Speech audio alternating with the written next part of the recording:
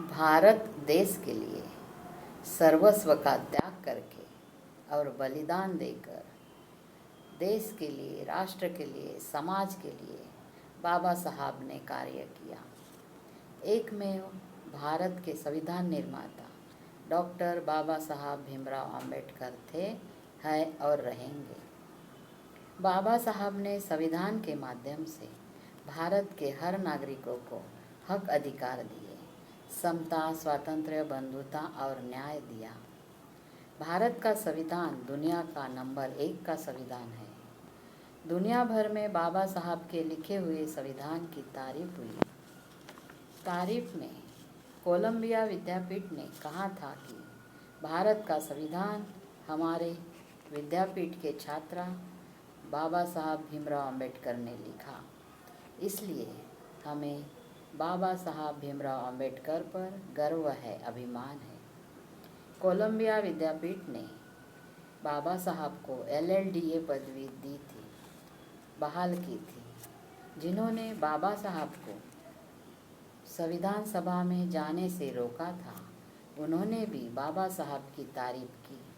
नेहरू ने कहा था कि बाबा साहब आम्बेडकर ही भारत के संविधान के मुख्य रचयिता है, मुख्य शिल्पकार, मुख्य घटनाकार है। डॉक्टर राजेंद्र प्रसाद ने कहा था कि बाबा साहब भीमराव अंबेडकर बीमार होते हुए भी अथक परिश्रम से भारत का संविधान लिखा।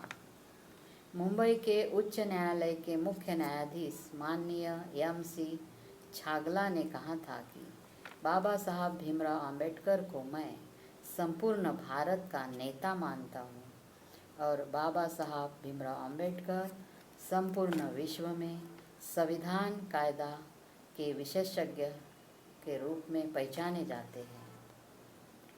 और दक्षिण अफ्रीका के राष्ट्रपति नेल्सन मंडेला ने कहा था कि अगर भारत से कुछ लेना है तो वो है भारत का संविधान, जो डॉक्टर बाबा साहब भीमराव अंबेडकर ने लिखा है। ऐसी तारीफ भारत के संविधान लिखने वाले डॉक्टर बाबा साहब अंबेडकर की विश्व भर में हुई।